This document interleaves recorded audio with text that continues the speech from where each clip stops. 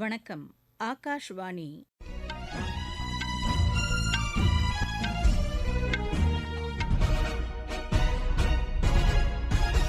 செய்திகள் வாசிப்பவர் ஜமீர் அக்தர். தலைப்புச் செய்திகள். பிரதமர் திரு நரேந்திர மோடி 17,300 கோடி ரூபாய் மதிப்பிலான முடிவுற்ற கட்டமைப்பு திட்டங்களை தூத்துக்குடியில் இன்று தொடங்கி வைப்பதோடு புதிய திட்டங்களுக்கு அடிக்கல் நாட்டுகிறார். குடியரசுத் தலைவர் திருமதி திரௌபதி முர்மு ஜார்க்கண்ட் மற்றும் ஒடிஷா மாநிலங்களில் இன்று முதல் 4 நாட்கள் பல்வேறு நிகழ்ச்சிகளில் கலந்து கொள்கிறார். மாநிலங்களவைக்கு நடைபெற்ற தேர்தலில் பிஜேபி அதிக இடங்களில் வெற்றி பெற்றுள்ளது. தேசிய அறிவியல் தினம் இன்று கொண்டாடப்படுகிறது. ஐஎஸ்எல் கால்பந்து போட்டியில் பஞ்சாப் அணி 2-0 என்ற கோல் கணக்கில் ஹைதராபாத் அணியை வென்றது. இனி விரிவான செய்திகள். பிரதமர் திரு நரேந்திர மோடி 17,300 கோடி ரூபாய் மதிப்பிலான முடிவுற்ற கட்டமைப்பு திட்டங்களை தூத்துக்குடியில் இன்று தொடங்கி வைப்பதோடு புதிய திட்டங்களுக்கு அடிக்கல் நாட்டுகிறார். 2 நாள் பயணமாக தமிழகம் வந்துள்ள பிரதமர் திரு நரேந்திர மோடி நேற்று திருப்பூர் மாவட்டம் பல்லடத்தில் பொதுக்கூட்டம் ஒன்றில் கலந்து கொண்டார். பின்னர் அந்த நிகழ்ச்சியை முடித்துக் கொண்டு மதுரை வந்த அவர் வாகன உற்பத்தியில் சிறு குறு நடுத்தர தொழில் நிறுவனங்களுக்கு வாய்ப்புகளை உருவாக்குவது தொடர்பான மாநாட்டில் பங்கேற்று பேசினார். இன்று காலை தூத்துக்குடியில் நடைபெறும் நிகழ்ச்சியில் கலந்து கொண்டு தூய்மையான எரிபொருளை நோக்கிய முதல் படியாக தூத்துக்குடி துறைமுகத்தில் பசுமை ஹைட்ரஜன் எரிபொருளை கொண்டு இயங்கும் முதலாவது கப்பலை அவர் தொடங்குகிறார். இந்த கப்பல் கொச்சி கப்பல் கட்டும் தளத்தில் பொதுத்துறை நிறுவனத்தால் உருவாக்கப்பட்டுள்ளது. இந்த துறைமுகத்தை நாட்டின் முதலாவது பசுமை ஹைட்ரஜன் துறைமுகமாக மாற்றும் வகையில் நிறுவப்பட்டுள்ள கடல் நீரை சுத்திகரிக்கும் ஆலையையும் ஹைட்ரஜன் உற்பத்தி மையம் உள்ளிட்டவற்றையும் அவர் தொடங்கி வைக்கவுள்ளார். தூத்துக்குடி வ.உ. சிதம்பரனார் துறைமுக வளாகத்தில் சரக்கு பெட்டக முனையத்திற்கு பிரதமர் அடிக்கல் நாட்டவுள்ளார்.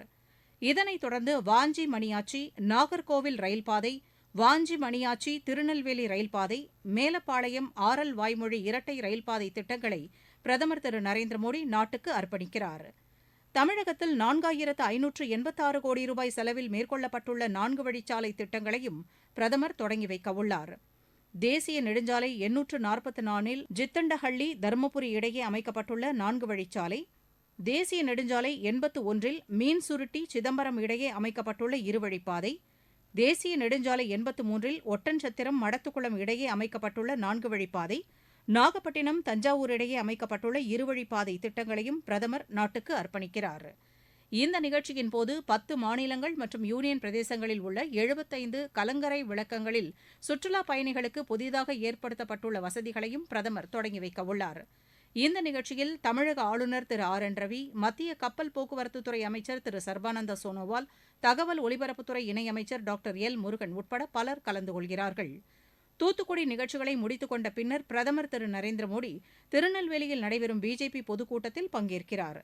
பிரதமரின் வருகையை முன்னிட்டு தூத்துக்குடி மற்றும் திருநெல்வேலியில் விரிவான பாதுகாப்பு ஏற்பாடுகள் செய்யப்பட்டுள்ளன. இந்திய தயாரிப்புகள் உலகளாவிய தரத்தில் இருக்க வேண்டும் என்று பிரதமர் திரு நரேந்திர மோடி கேட்டுக் கொண்டுள்ளார்.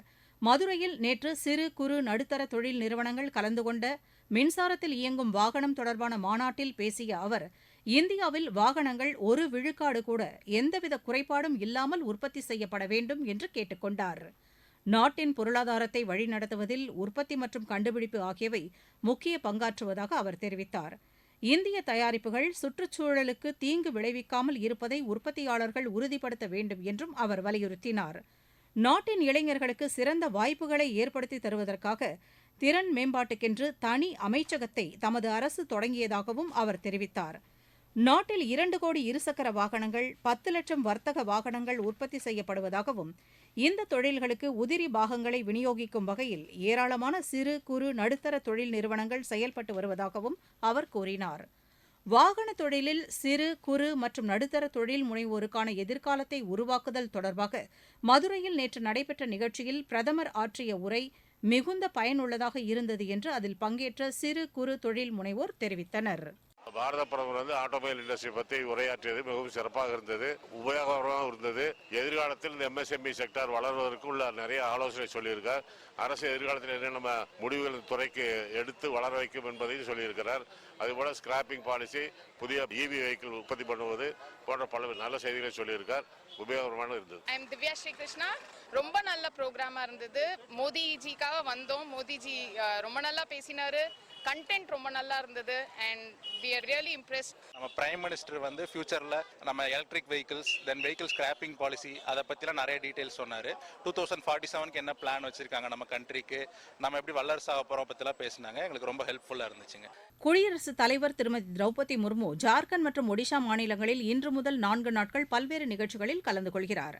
ராஞ்சியில் உள்ள ஜார்க்கண்ட் மத்திய பல்கலைக்கழகத்தின் 3வது பட்டமளிப்பு விழாவில் இன்று கலந்து கொண்டு அவர் உரையாற்ற உள்ளார்.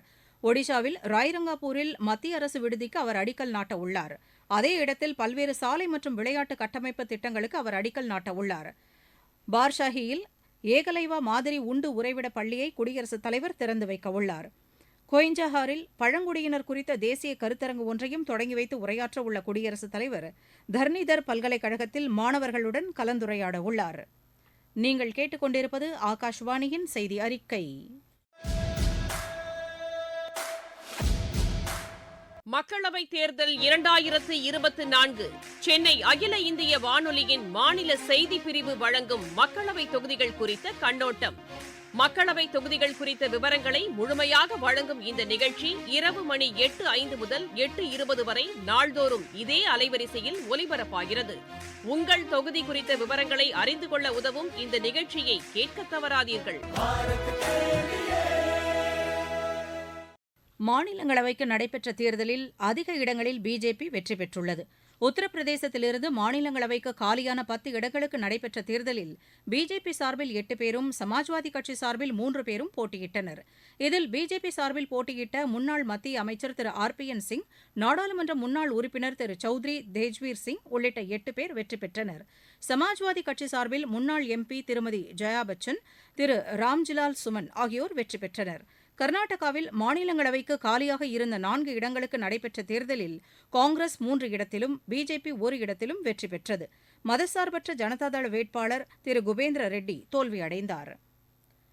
ஹிமாச்சல பிரதேசத்தில் ஒரு இடத்திற்கு நடைபெற்ற தேர்தலில் ஆளும் காங்கிரஸ் கட்சியின் சார்பில் மாநிலங்களவை முன்னாள் உறுப்பினர் திரு அபிஷேக் சிங்வியும் பிஜேபி சார்பில் ஹர்ஷ் மகாஜனும் போட்டியிட்டனர். இருவரும் தலா 34 வாக்குகள் பெற்றதால் வெற்றி தோல்வியை தீர்மானிக்க தேர்தல் அதிகாரி குலுக்கல் முறையை பின்பற்றினார். அதில் பிஜேபி வேட்பாளர் வெற்றி பெற்றார்.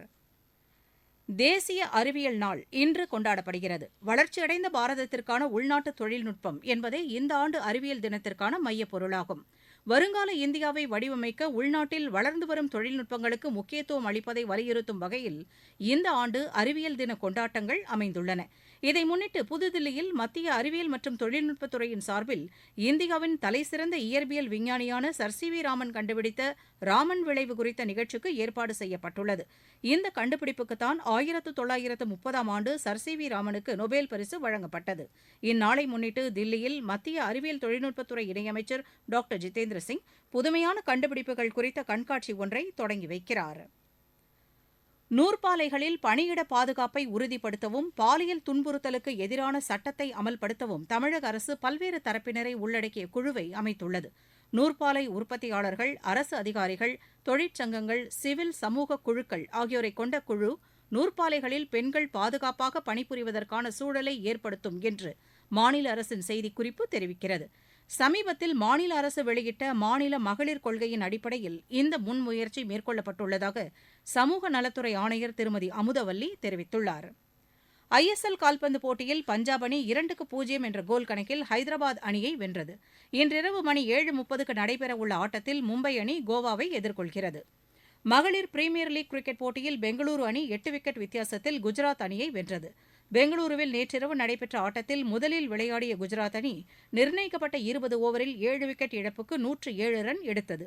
108 ரன் எடுத்தால் வெற்றி என்ற இலக்குடன் பின்னர் விளையாடிய பெங்களூரு அணி 12.3 ஓவரில் 2 விக்கெட் இழப்புக்கு 110 ரன் எடுத்து எளிதாக வெற்றி பெற்றது. இன்றிரவு 7:30க்கு நடைபெறும் ஆட்டத்தில் மும்பை அணி உத்தரப்பிரதேச அணியை எதிர்கொள்கிறது. மீண்டும் தலைப்புச் செய்திகள். பிரதமர் திரு நரேந்திர மோடி 17,300 கோடி ரூபாய் மதிப்பிலான முடிவுற்ற கட்டமைப்பு திட்டங்களை தூத்துக்குடியில் இன்று தொடங்கி வைப்பதோடு புதிய திட்டங்களுக்கு அடிக்கல் நாட்டுகிறார். குடியரசுத் தலைவர் திருமதி திரௌபதி முர்மு ஜார்க்கண்ட் மற்றும் ஒடிஷா மாநிலங்களில் இன்று முதல் 4 நாட்கள் பல்வேறு நிகழ்ச்சிகளில் கலந்து கொள்கிறார். மாநிலங்களவைக்கு நடைபெற்ற தேர்தலில் பிஜேபி அதிக இடங்களில் வெற்றி பெற்றுள்ளது. தேசிய அறிவியல் தினம் இன்று கொண்டாடப்படுகிறது. ஐஎஸ்எல் கால்பந்து போட்டியில் பஞ்சாப் அணி 2-0 என்ற கோல் கணக்கில் ஹைதராபாத் அணியை வென்றது. இத்துடன் இந்த செய்தி அறிக்கை நிறைவு பெற்றது.